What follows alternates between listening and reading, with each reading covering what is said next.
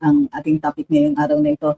Of course, yung nangyari pag-exit ni Congressman Mike Defensor sa kanyang hearing sa Sandigan Bayan kasama si Senator Marcoleta at iba pa ang mga co-accused sa kanilang plunder case.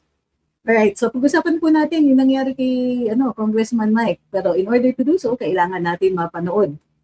So, kailangan panoorin natin itong nangyari bago natin pagpatuloy. Para alam natin kung makita ninyo itong angulo na to kasi kitang-kita eh. So, yan.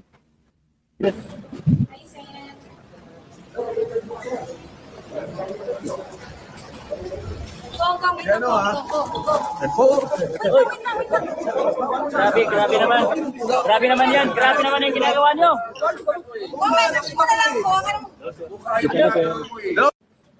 Okay. Pilitin lang natin. For those on TikTok, mapapanood niyo po dun sa Ture din. Grabe naman. Grabe naman yan. Grabe naman yung ginagawa nyo.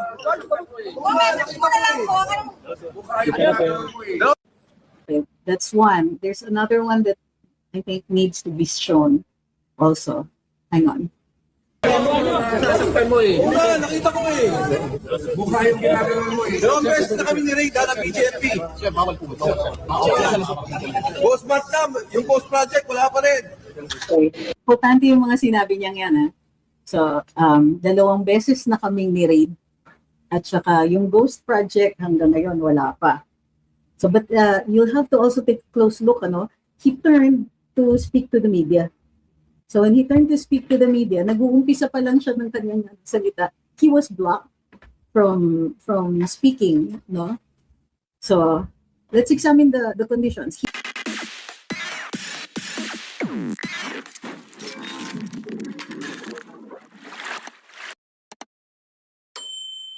He had just left the hearing. He is a person who is of how do you call this? Public interest. Yung kwento niya is of public interest. He will be talking about the hearing.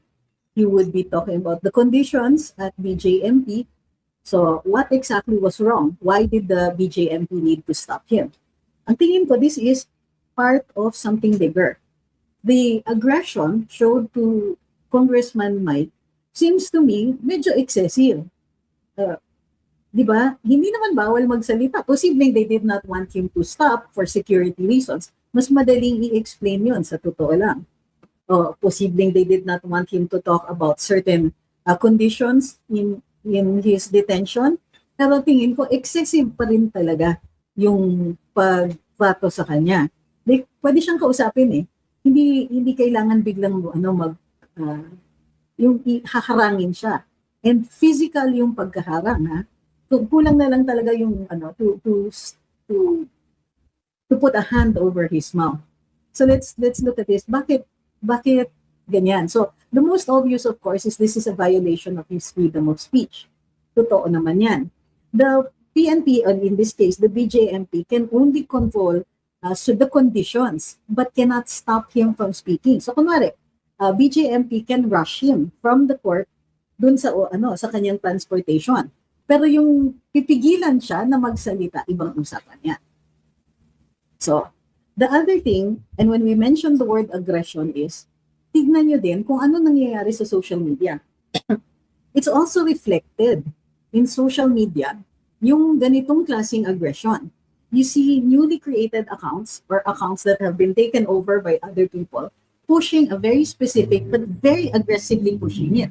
You can also see doon sa sinasabi ni Presiding Officer Cheese Escudero that there will be guidelines na. Bibigyan na ng guidelines yung mga spokespersons at yung mga lawyers about what they can or cannot say to the media, what they can or cannot post. So, ang pumipiglas dyan, ang tumututol dyan ay ang prosecutors. So, bakit sila tumututol sa ganitong mga klaseng guidelines? Precisely because there seems to be, and hindi na natin ma-ignore, even in news feeds, people you don't follow very aggressively, their pages are being pushed. And you can see that the things that they say there are similar or in the same level of aggression, not in a criminally aggressive way, but very pushy. So, halimbawa, yung mga ano, like, si Sir Bobby Tiglao pointed out the Philippine Star. He investigated its ownership and then took a look kasi minsan ang lumalabas sa ibang mga mainstream media and in several broadsheets, as a matter of fact, is yung ini-interpret talaga yung mga sinabi ng mga witnesses and they speak about it as if they are facts. Okay? Yung mga tipong katulad ng sinasabi ng ilang mga prosecutors like Congressman Adjong, parang malabo na si Inday. May mga ganon, di ba? The defense is drowning. May mga ganyan. And it seems to me that there is, alam niyo yun, when the aggression is so much that you actually hear a hint of hysteria in the voice. So why the aggression? Why the pushiness? Why are they trying to stop Mike Defensor from a simple, 2-3 sentence throw away, soundbite to the media? I think it's because they are aware, one, of the growing interest in defending VP Inday, the growing interest in the numbers that are showing. So ano yung numbers na yon? Ilang weeks ago pa lang lumabas yung survey results. Or let's say it was last month, yung survey results. Nakakabahala. Kasi once VP Inday breached the 50% approval or 50% plus or 50% performance rating, it becomes harder and harder to catch up. Lalong-lalo na kahit sabihin pa nila that BBM is trying to recover o tumataas, his numbers remain firmly in the negative. Right? So, I'm also seeing did you notice? Even the trolls are very aggressive. They have abandoned reason. They have abandoned evidence. They have abandoned even a pretense at civility, such as those that are showing up right now on the black app. Nagmumura na. They don't even bother. They'll just say, ay, ayoko dyan. Or, ay, wala kang pakinabang. Ay, ganito, ganyan. They don't bother anymore to discuss the national issues. They don't bother with the discourse. They do not bother with any pretense that they are publicly debating about issues of national concern. No. They are pushing it. Right? They're aggressively pushing it because the numbers no longer favor them, and with every passing day, it becomes harder and harder. Now, it also has to do with how the current administration is responding. So, VP Inday's numbers are growing. But the popularity of people associated with VP Inday is also growing. So, those that are in power who hope to still dominate 2028 in order for them to survive and in order for them not to be on the receiving end of their own strategy, diba? Yung ganitong weaponization of the law is very scary once you realize that it can be done to you. So instead of using the remaining time, si Congressman Erice ang nagsabi nito. Congressman Erice says that if the administration puts to good use, it's still just 2026, you have half the year left, and then another solid 2027, and then half the year of 2028, you still have the opportunity to do some good that might make people consider supporting you in 2028. So, they have tried to play nice with the yellows and pinks, and they still remain firmly together when it comes to opposing the Dutertes. However, they do not see this as a permanent alliance. They do not see this as something that will last anyway. It's good right now. The way that the yellows and pinks attack VP Sara fits very nicely into the Marcos agenda. But they do not see this as a partnership that will last throughout 2020, up to 2028.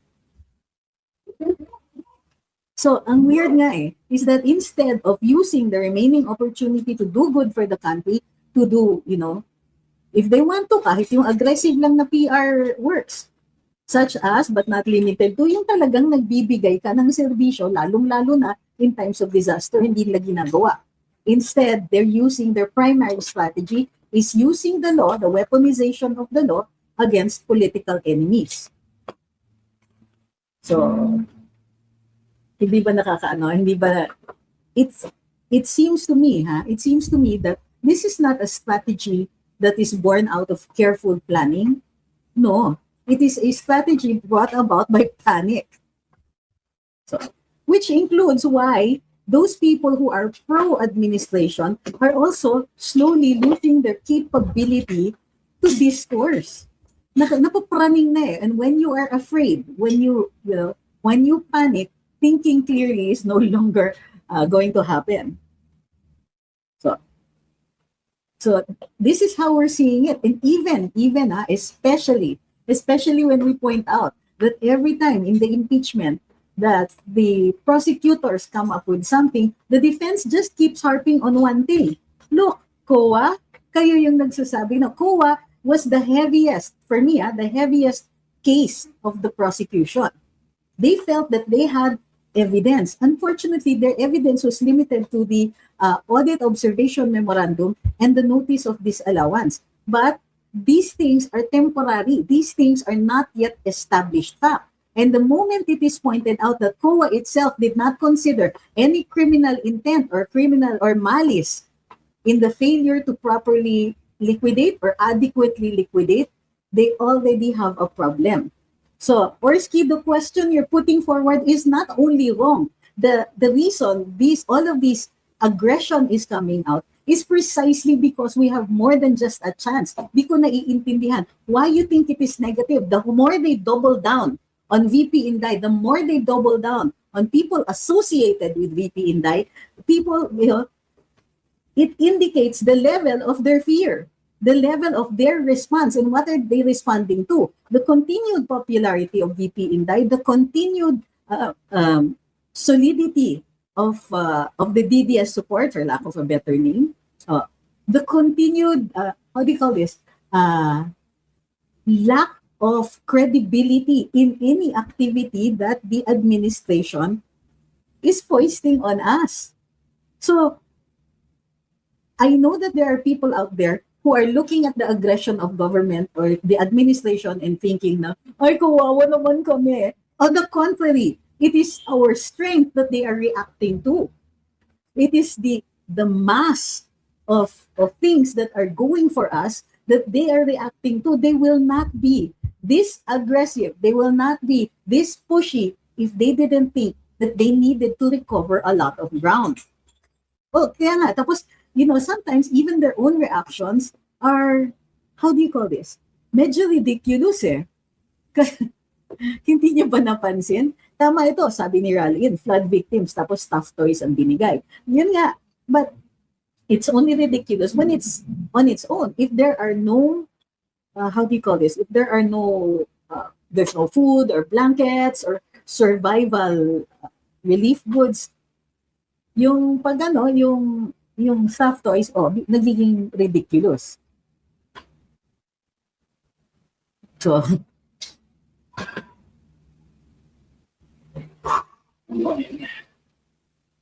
are you going? 2 seconds. No. Not yet. I'm just frustrated with the language of it. What time's your flight? Tomorrow pa, di ba? Tomorrow. Sabi ni Arsenio, it's reminiscent of the press oppression of former Manila Times editor Eddie Monteclaro during FM Senior's years. Would you care to give us a short reminder of what happened then?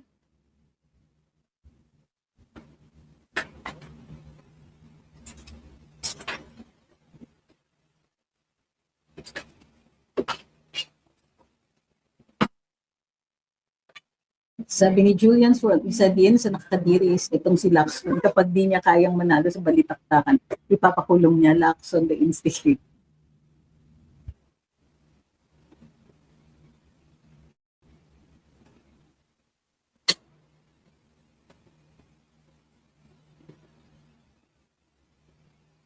Sabi ni Ryman, siya lang ang di masuhulan. Doon lang sa confidential funds, pinamudbud ka agad ni VP Inday sa buong Pilipinas. Walang evidence na si VP Sara ay nangurakot, di katulad ng presidente niyo.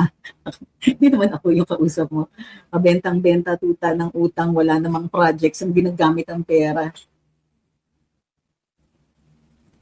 Na-court martial ba raw si Colonel Leila Chica? Let's check that out. I know that they started court martial proceedings. I'm not sure kung natuloy na. If they have started, he would be detained. Sandali. Check natin.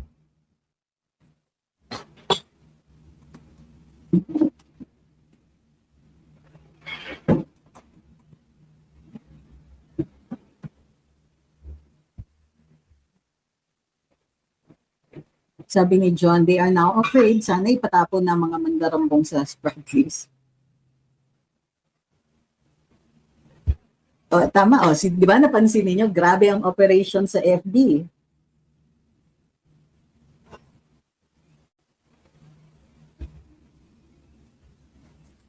So, some of the claims are more and more extravagant on the part of the prosecution, ha?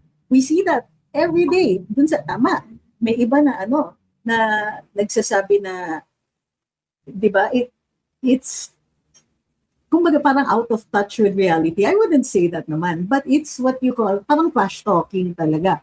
Parang alam niyo before a boxing match, 'di ba nagta-trash talk yung dalawang yung mga contenders, maghaharapan sila tapos they do the yo mama jokes. Yung mga ganyan.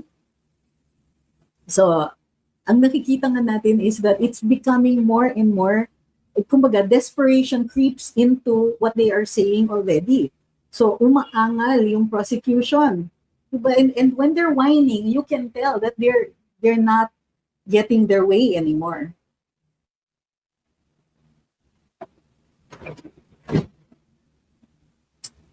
Okay, sabi ni Milford, change of style ma'am, hindi epektibo, pati kakampo mo, inaaway mo. Okay, ba't nandito ka? So, did you come here just to tell me that or what? Kasi actually, if you notice, matagal nang hindi nangyayari yun. So, ewan ko kung bakit ngayon mo sinasabi. So again, if the comments seem to be out of place and out of time, these are reasons for you to suspect what is behind them. Sabi ni Ma'am Anita, ang dami na namang lata.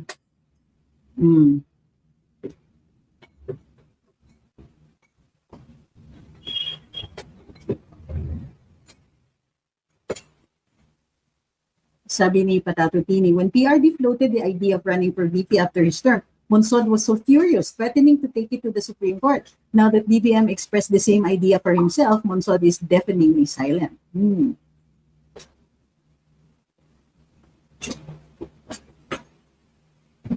In-explain ni Sir Arsenio Pedralbes about si Eddie Monteclaro. According to him, Mr. Monteclaro was poisoned. He was one of our elders in Village Baptist Church in Sucat, Parañaque when he came back from exile in the United States. Wow. Sabi ni Bakti, lagi na ako napapaaway sa Tweds. Oo, kasi nga, aggressive sila. Pero sa totoo lang, walang silang maisagot. Kasi ito yung nangyayari sa impeachment. Every time merong idea, yung prosecution, meron silang itinutulak, mayroon ng sa cross-examination na ililitaw na ng defense yung yung questions nila, na ililitaw nila, napipitik nila yung defense. And yun yung that's the thing. The prosecution's theory, prosecution's case, kumbaga, normally would have been good. Unfortunately, all the defense has to do is cast doubt dun sa kanila, sa prosecution. They don't even have to prove anything yet kasi nandito pa lang sa presentation of evidence of the prosecution. This is the time for the prosecution to make a big splash. Tapos para tumatak sa isip natin yung mga nililay nila na predicates since the House of Representatives inquiries using the Quadcom and the Committee on Good Governance.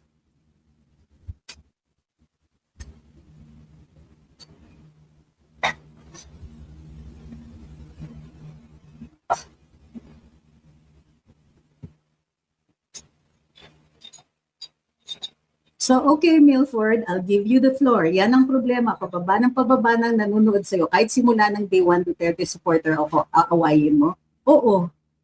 Oo, pag mali ka, kasi hindi ka exempt. Hindi exempt pag Duterte supporter tapos maglalabas ka ng mali. Kaya nga dito, diskurso. Pagka lumampas ka dun sa boundaries ng respeto, away talaga yan. And I will not apologize for that. Kasi kung may mali o kaya meron kang pinupush na agenda, yung most of the time sasabihin ko lang, o ganito yan. Pero there are people who make a comeback pa, tapos ipupush nila. Pag hindi na mapush yung kanilang original na argument, na may personal na, katulad yan, pababa daw ng pababa ang nanonood sa akin. Unfortunately, isa lang sigurong larangan ang nakikita mo. Hindi ko alam kung saan ka nanonood, pero in the past parang 2 weeks, nadagdagan po kami ng 10,000 followers. So hindi ko po alam kung paano kayo nag-i-imagine ng lower na viewership. Ito sabi ni John, kami nga napapagalitan pa minsan dito sa live ni attorney. Totoo yan. Di ba? Pero ito yung problema. Kung masyado kang sensitive, then this might not be the place for you.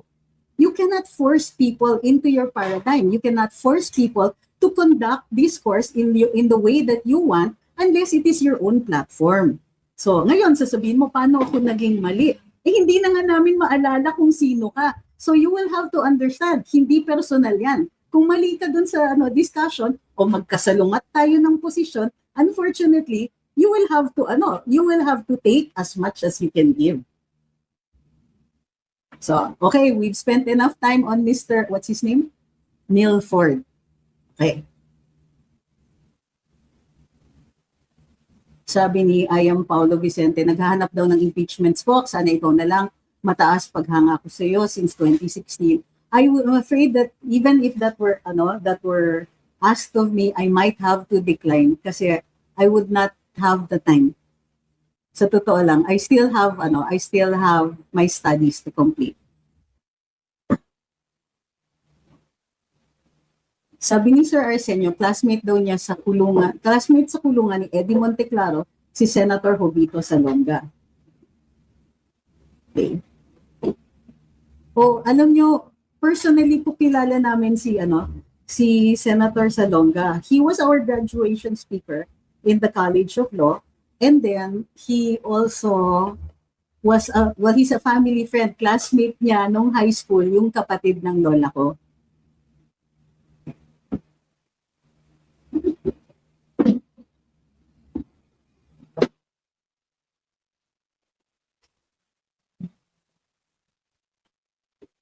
Sabi ni Chester, yung ICC sa Malacanang asaltado kay Kong Erice. Sabi, wag daw tataka sa 2028 para magkaalaman kung sinong sinungaling at nakatanggap ng maleta.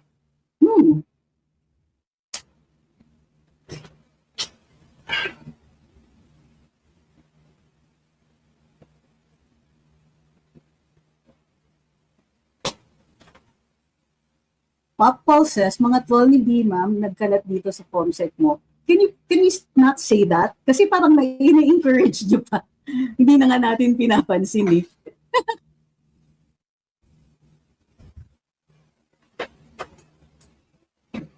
Hi kay RJ Manzano. Great to hear from you again. Sabi niya na nanatili po ang alab ng aming damdamin dahil sa inyo. Sabi ni M, the PH isn't hopeless. Some leaders are and we can change that. Kapit lang, may dahilan ng lahat.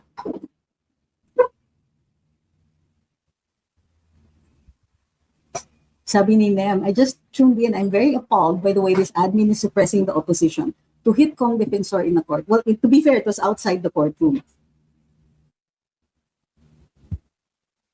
Sabi ni Jim, natataranta, hindi na alam ang ginagawa. Di ba dapat nagpapakabait sila ngayon? Well, hindi kasi yun yung strategy nila. Ang strategy nila is to, kasi di ba originally, this was a strategy, attack the Dutertes.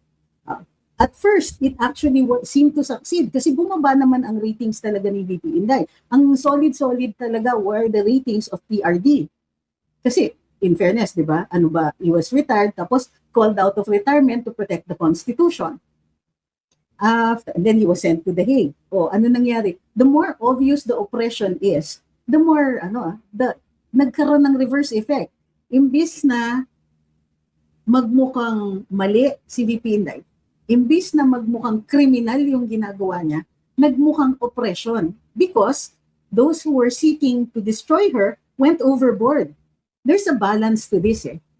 At one point, maniniwalaan ka, pero when you go overboard, underdog na siya. And you know what they say about Filipinos and the underdogs, di ba?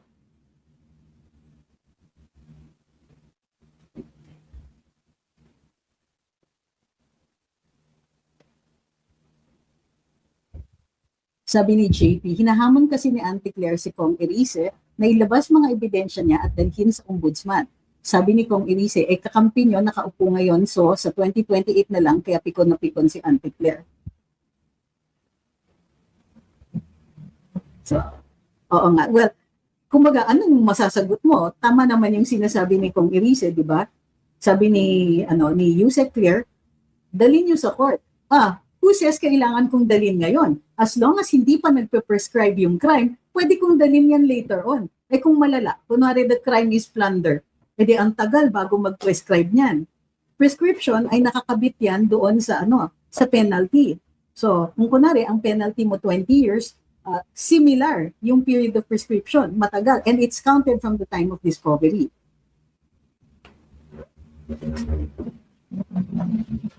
Sabi ni Indiana, posible po ba talaga na makulong si VP? Sabi ng Sandigan Bayan, malapit na sila maglabas ng warrant of arrest. Now, this is the problem. Yes, they can actually arrest her. It depends, no? But I have not seen a plunder case filed against VP. May plunder ba na final? Ang final yung grave threats. So, ang grave threats is bailable. So, kahit sabihin pa na may warrant of arrest, she will simply file for bail.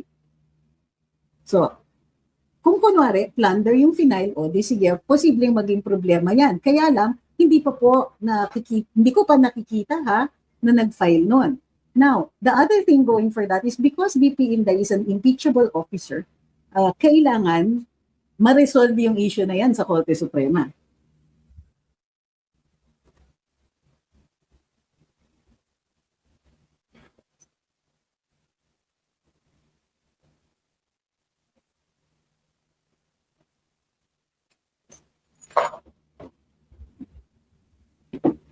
Ayun, totoo yan, mixed vlog. Tama siya. Sabi niya, ang sabi po, meron dagdag sahod sa atin dito sa local rate, bakit wala pa? Actually, ipapangako nila yon. Meron ng isang ahensya, sinabihan ako, uy, meron daw kaming increase. Sabi ko, sige, di mabuti. Kahit galit kayo, meron naman kayong increase. Aba, later on, ang lumabas, sabi nila, ay, hindi kami in-increasean, nabawasan pa.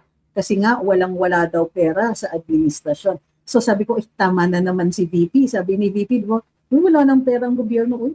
Remember?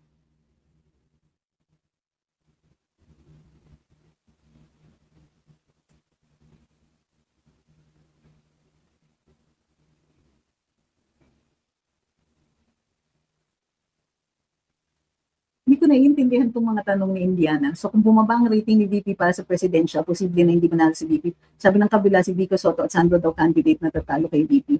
Bakit niyo pa naiisip na hindi mananalo? Lumampas na nga sa 50% yung past and performance rating. Nasa 57 na nga eh. Dinadilute lang nila by counting net. Pero sa totoo lang, bakit magne-net?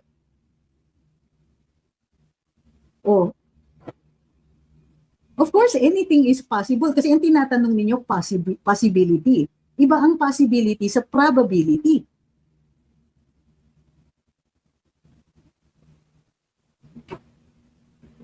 Ma'am, totoo po ba huhulihin po si VP Sara? Posible kung mag-issue ng warrant of arrest para sa grave threats. Pero itong sasabihin ko sa inyo, bailable po yan. Hindi yan plunder. So pag sinabi ninyo huhulihin, baka iniisip ninyo makukulong siya katulad ni na Senator Marcoleta at walang bail. So ang mangyayari dyan is haharap siya sa hukuman, mag-file siya ng kanyang bail at she may not even spend a single day or even an hour in jail.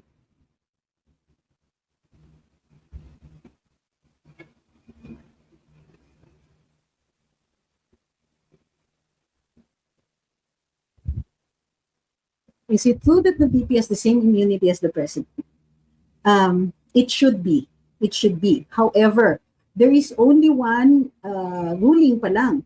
Wala kasi nakalagay doon sa saligang batas. But in order for the president to function he needs to be immune from suit. Otherwise, all that he will have be doing while occupying the position of president is answering cases. There will always be somebody angry. Although, there are some presidents where the people are angrier than with other presidents. So, it is the Supreme Court that determined the immunity of the president. So, we presume that the immunity also applies to the vice president because the Constitution says impeachable sila. Diba? So may mga, but it does not say that she is immune from suit. Normally, when you're an impeachable officer, you ought to be immune from suit because the doctrine in law says that what you cannot do directly, you should not be able to do indirectly. So for example, Supreme Court justices can only be removed by impeachment. If you file a disbarment case against the justice of the Supreme Court in the hopes na matatanggal siya without impeachment, the Supreme Court will simply tell you, if you cannot do it directly, you're also disallowed from doing it indirectly. So, while the Supreme Court has not yet established the immunity or the parameters of the immunity of the Vice President, the interpretation is that if you are an impeachable officer or official, then you ought to be immune from suit. The limits or the boundaries of that immunity has yet to be established by the court.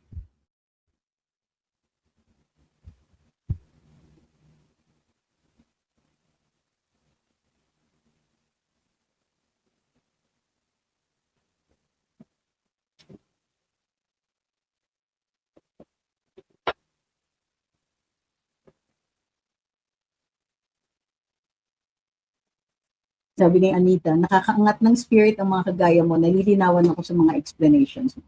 Oh, you're welcome, ma'am.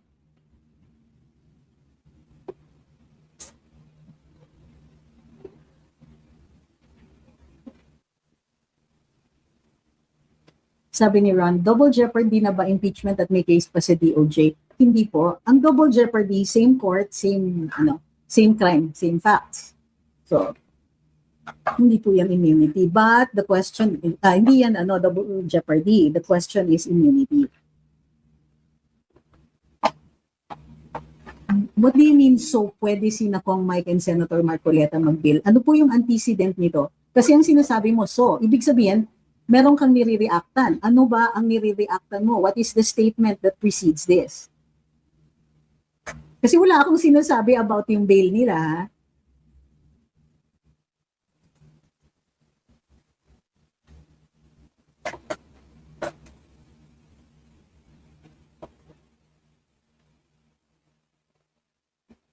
Hi kay 3K Brandy, kay DJ Sitoy, kay Sanda.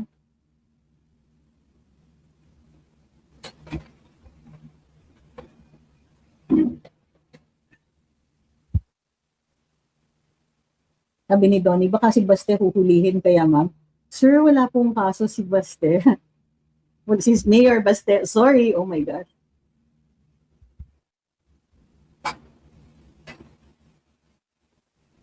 In fact, did you notice yung reaction ng mga tao to the rumors na baka si VP Inday ay maaresto? Parang nakukuryente yung mga tao, nagre-react ang lahat. Subukan nila.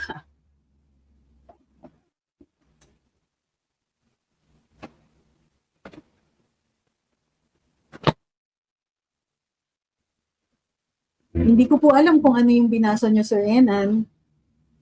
So, sabihan niyo ako kung ano yung sinabi exactly.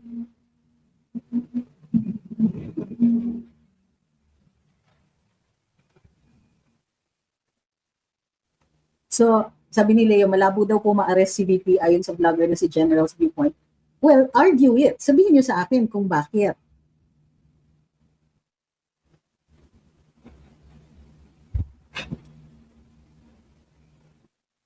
The only thing BBM and his allies know, sabi ni Baisel, is lawfare against VP Sara kasi wala silang magandang ideas at solution to solve the country's mounting problems. I'm very, happy to hear you use terms like lawfare. Kasi dito nyo naririnig yan eh.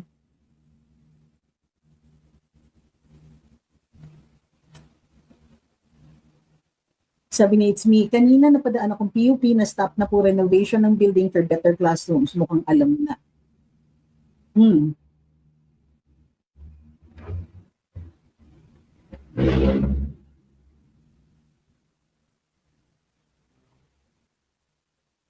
Thank you kay DJ Sitoy.